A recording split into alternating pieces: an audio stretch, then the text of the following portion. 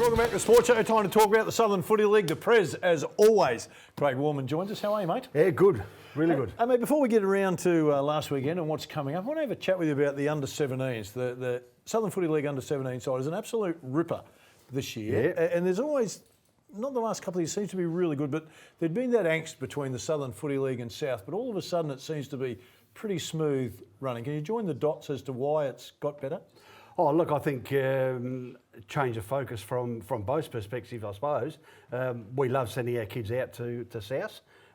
When they come back, they are obviously better players. But we just believe with the association, with the association sides coming up, that we should have the ability to pick our best possible players. And South have, with their change of direction of looking at more local talent, builds in nicely because they allow these kids to come back and play for the Southern Footy League and the Great Southern Footy League. This wasn't always the case, was it, with No. South Adelaide? No. And we've been critical of them before in the past of not looking after their own area. That seems to have all changed now. That seems to be just a total reversal. And you look at the demographics of the South Adelaide League side and the other sides.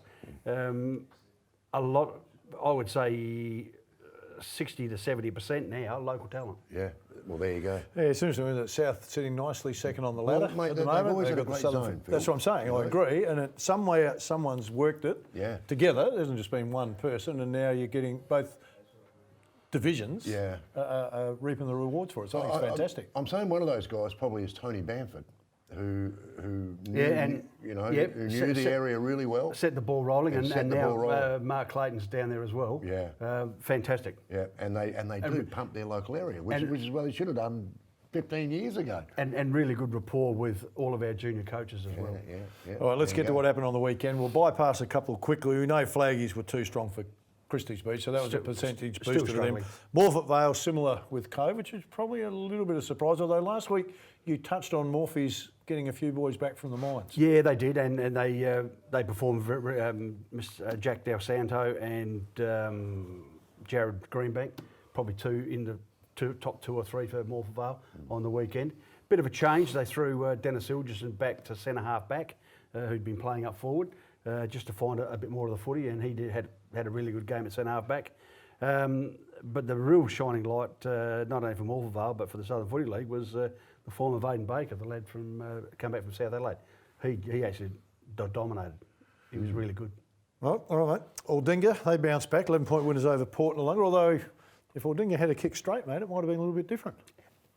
The old Sharks are up and about. Yes, they are. They are. And I was down there, went past the new high school, and that's well on the way. So over the next few years, keep your eye out for the Sharks, because they'll be there or thereabouts. Well, it's another area, isn't it? It is. It's massive. Massive growth. Massive growth. And if you can pump it and milk it, you're going to be strong. Well, and the problem, as I said before, the problem with the Aldinga Football Club of recent times was once the kids get out of primary school, they've got to go to either McLaren Vale or Wollonga. Bingo. Because they're the nearest high schools. Yeah. And they end up playing. And that's where they finish up playing. Yeah. All right, I don't want to say anything, but my team, mate, 22-point winners nicely over Happy Valley. Just sitting nicely on top of the ladder at the moment too, the Ranella boys. Well, they got a bit of a scare. Half time it was pretty one-sided. We're just trying to keep the crowd there. But then, of course, Valleys came out, kicked 7 in the third quarter. So, speaking to Craig, he was a little bit worried at three-quarter time, but the boys found the switch and turned it on again in the last quarter. All right, which leads us into next week, mate. Round 7, Flagstaff sitting in second spot, Ranella sitting in first spot. That flag is probably the game of the round. There's another couple that we'll have a chat about, but this one will be a big test for Ranella. You want to book your seat early? Yep. Because it's going to be a beauty. That'll be a huge crowd there. That's at Flagstaff Hill, isn't That it? is at Flagstaff Hill. And look, Ranella done nothing wrong. No. Flaggy's the same. But you just tip Flaggies, I reckon, You have to. at home. Really? At home. Yeah. Mate, you and I were sitting out in the sun before having a bit of a chat, and I asked you about Flaggies. Is it, when you're a dominant team like they've been, people always go, oh, they've got the most money, they buy the best players, and you were very clear in that that's not the case. No.